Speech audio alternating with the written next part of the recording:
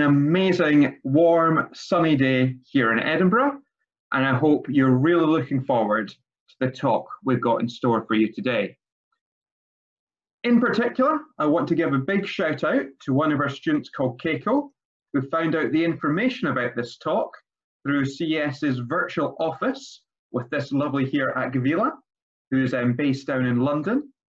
Now, Akvila is able to answer lots of questions that our current students have about their courses and also about issues with homestay and general day-to-day activities.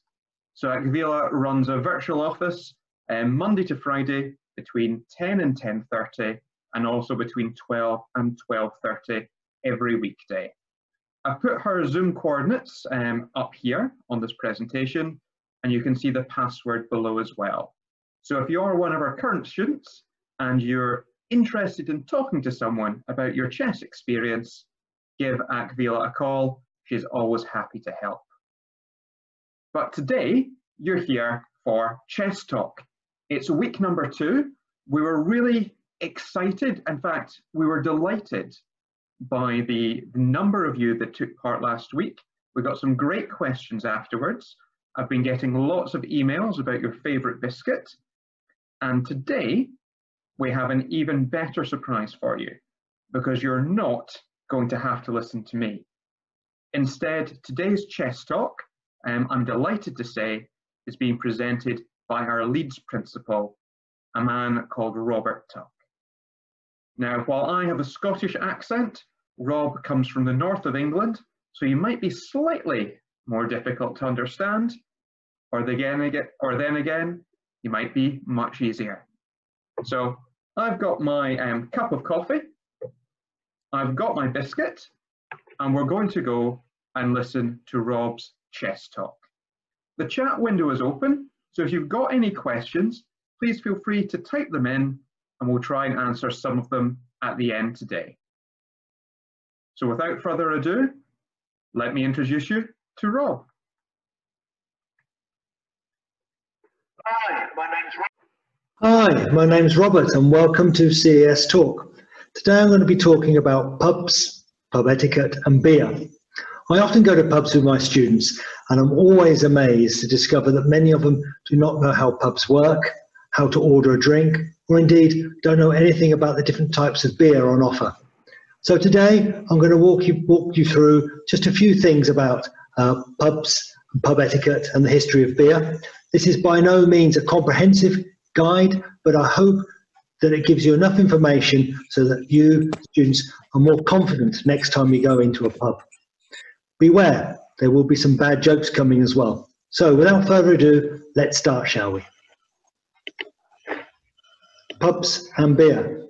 Here are two very nice pubs. What is a pub? A pub is a public house. So pub is short for public house, a house that is open to the public. In the olden days, these were inns and taverns, which were places where travellers could stay the night, rest their horses, eat and drink. Few things are more pleasant than a village graced with a good church, a good priest, and a good pub. Here are two of Britain's most famous pubs. They are not real pubs, they are pubs on TV sets for two of Britain's longest running TV dramas. TV dramas are called soap operas in English. The one on the left is the Queen Vic from EastEnders TV soap opera. It's been on our televisions twice a week, every week since 1985. And on the right, we've got The Rover's Return. It's a pub from Coronation Street. It's a soap opera that's been on our television sets a couple of times a week, every week since 1960.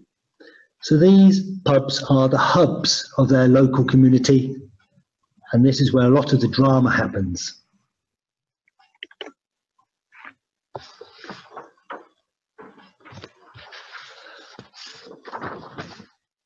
Pubs are an integral part of British and Irish culture. Public houses offer primarily men, and until relatively recently exclusively men, a place to meet around a warm fire, to socialise with other men from the local community, to exchange news, talk about sport or politics, do a bit of business, and to escape from nagging wives and crying children. Pubs have changed a bit these days, particularly in town centres. They cater for younger people, and some pubs are now restaurants and welcome families too. However, interestingly, and rather sadly, even in these enlightened and progressive times, single women would feel uncomfortable going into a pub alone. Now, some pubs are very old. This is a picture of the Bell Inn. The Bell Inn is a pub in my hometown in Northamptonshire. The site and the name of the pub is reputed to go back until 1042. In other words, this site and the name of the pub, the Bell Inn, is nearly 1,000 years old.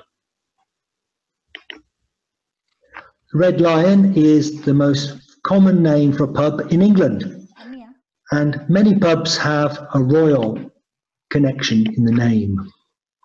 And why the pictures?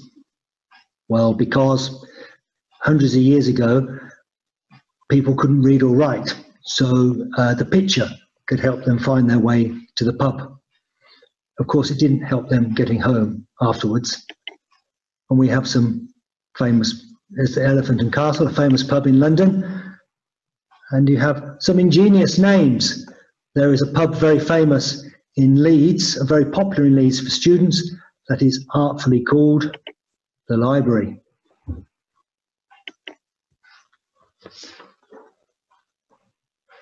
Britain, as a northern European country, we are traditionally a beer as opposed to a wine drinking country.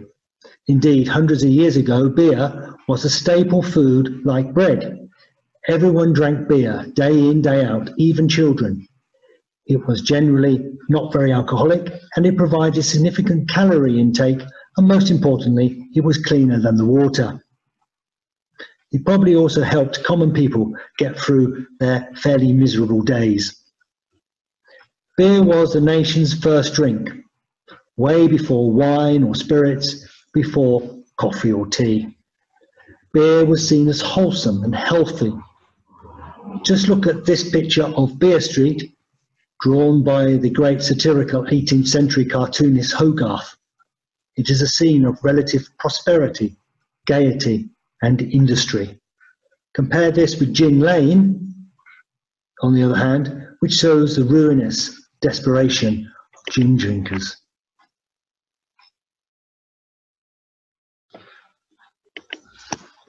What is beer? Beer is an alcoholic drink made using malt. Malt is normally a grain, that's the carbohydrate source, yeast, hops, and water.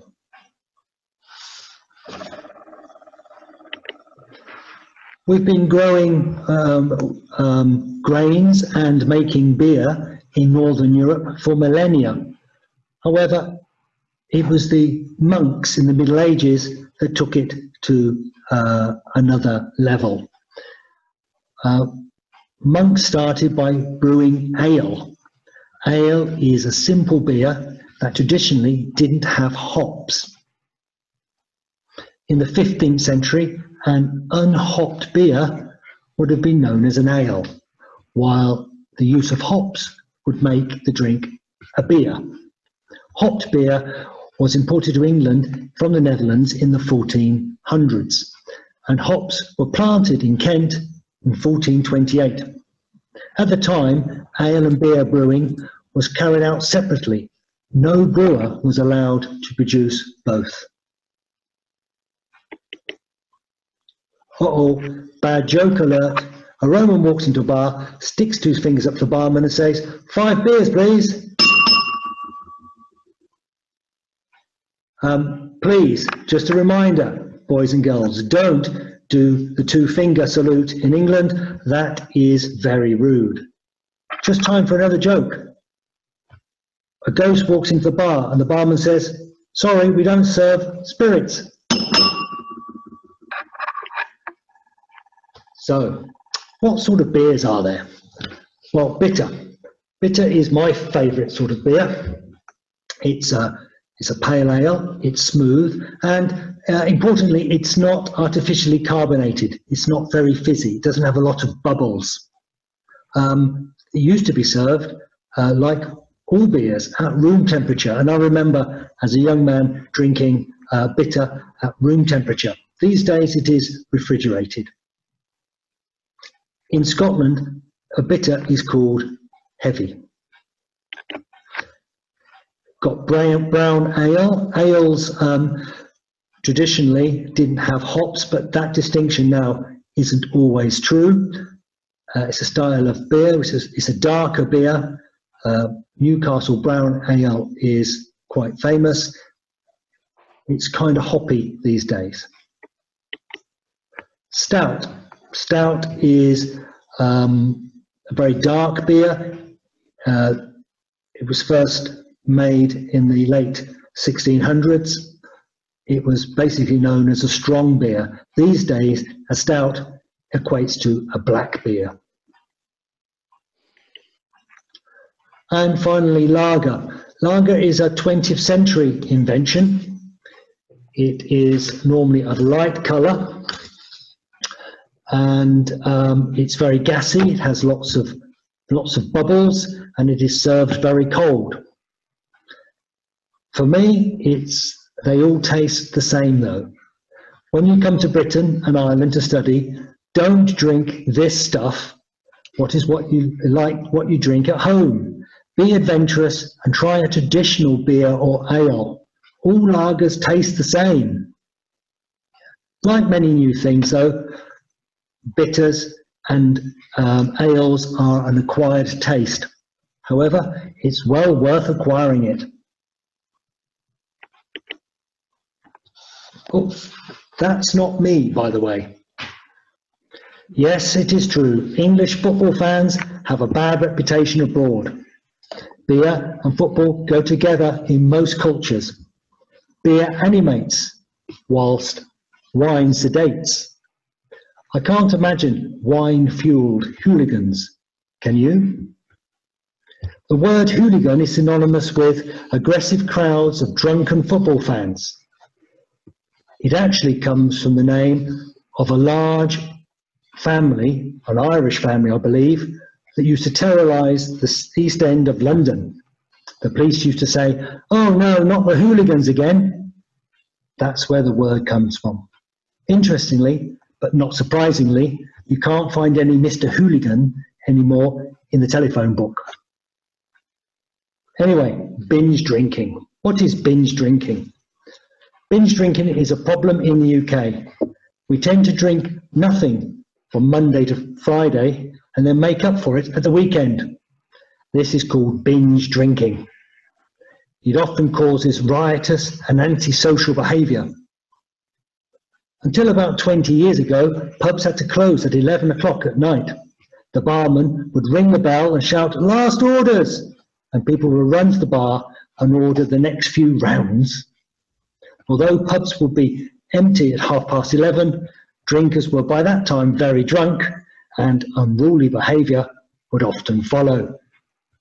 So, as I said, about 20 years ago, the British government decided that Britain should adopt a more European culture to drinking, where people would drink possibly a little more often, but less volume. They liberalised the licensing laws, and pubs could open and close when they wanted. But this did not have the desired effect. Brits just simply drank the same amount more often. Oh, bad joke alert. A man walks into a pub with a piece of asphalt under his arm and says, "Beer please, and one for the road." One for the road means one more drink before we go home. So pub etiquette. Now, in Britain and in Ireland, it is customary to buy rounds when you go to a pub. So each of you in the group should offer to buy a drink for everybody else in the group. This could be expensive, of course, and a bit alcoholic if there are many of you. However, it is expected. The basic rule is, if you want to keep friends, buy a round. If you want to lose friends, get a free drink from everyone, and then when it is your turn to buy, go home. Now remember, you have to be 18 to buy and drink alcohol in the UK. However, landlords, that's what we call owners or managers in pubs, can set their own restrictions. For example, they may insist that you're 25 before they will serve you in a pub. The enforcement of the drinking laws are stricter in the UK than in many European countries, especially Mediterranean countries. So be warned.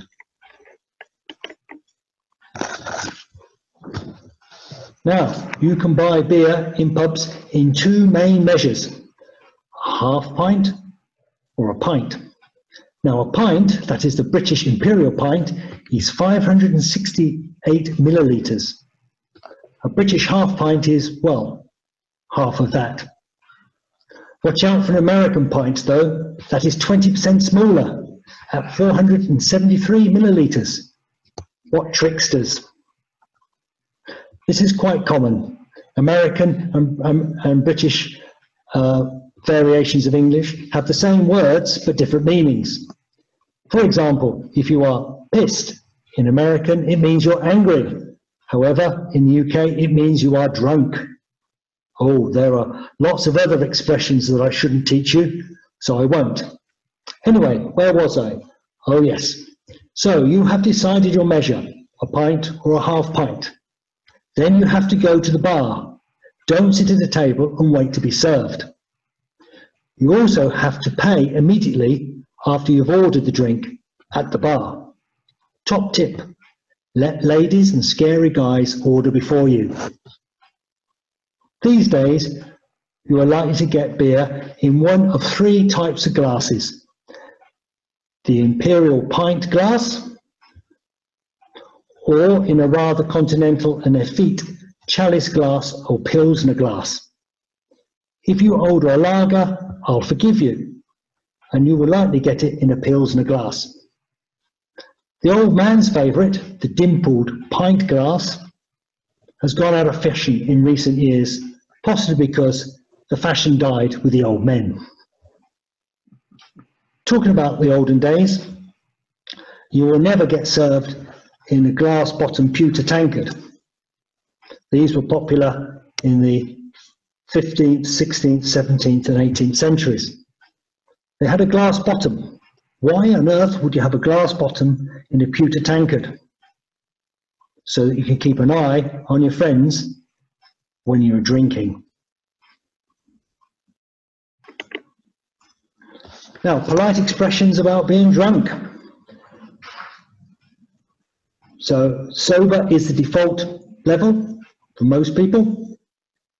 Merry, tipsy, on your way, and when you've had far too much to drink, you can say legless. That means your legs don't work.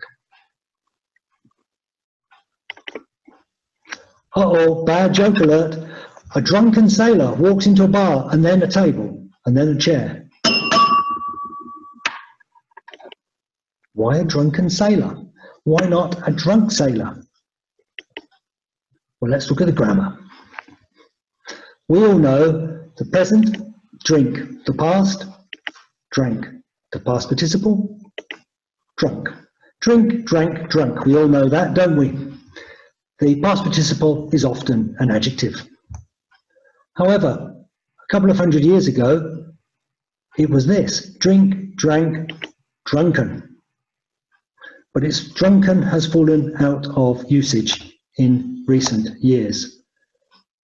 You can use drunken as an adjective before a noun, but not after a noun. For example, the drunken man was asleep. The drunk man was asleep. The man was drunk and asleep. The man was drunken and asleep. You can't say that. Now, remember, be warned, after the party comes the hangover. But some people never learn. Hangovers seem to get worse too as you get older. I believe me, I know. So you have to drink responsibly. So, top tips: know what you're drinking. Know how strong and how alcoholic they are. Top tip for me: pace yourself. Don't drink more than 1 drink per hour. And of course, avoid drinking games. Now, the British Medical Association decided how many units was healthy for a person to drink. So half a pint of beer is 1 unit. And their recommendation is that we shouldn't exceed more than 14 units per week. So that is 7 pints of beer per week. So bear that in mind. That's 1 pint of beer per day, not 7 pints on a night out.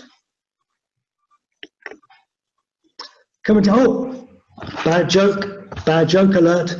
René Descartes walks into a bar, and the bartender came over and said, "Would you like another drink?" And he replied, "I think not." And he vanished. And on that, I'd like to say we come to the end of our presentation.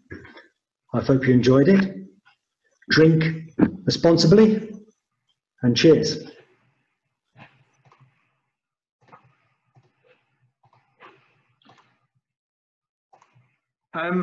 I think there what I'd like to do is thank Rob for that really good presentation. I hope you all enjoyed it. What's fascinating, while that was going on, I could see the number of people coming in and coming out of the talk.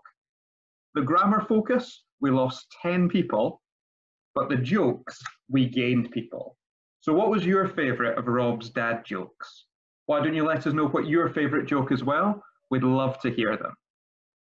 And I have to say, Rob, you've managed to create a bit of a diplomatic incident there, because we've had some comments from some of our students in the Czech Republic who were very upset that you haven't mentioned them in the history of beer. So I'll let you deal with that with your students when you see them next time. Next week, we've got a very special talk. We're actually going to be getting one of our other principals to talk to you. And that principal is David, who is based in our London school. So if you're interested, and we'd love to see you there, please come along next week and you'll get the chance to hear David talk about one of his favourite topics, which is tennis. Now, David knows a lot about this topic. I'm sure it's going to be amazing. So Rob, thank you for everything you've done today. David, we look forward to hearing from you next week. And to everyone who has come along and participated in this webinar, it's been great seeing you, and we'll see you at Chess Talk next Wednesday. Cheers.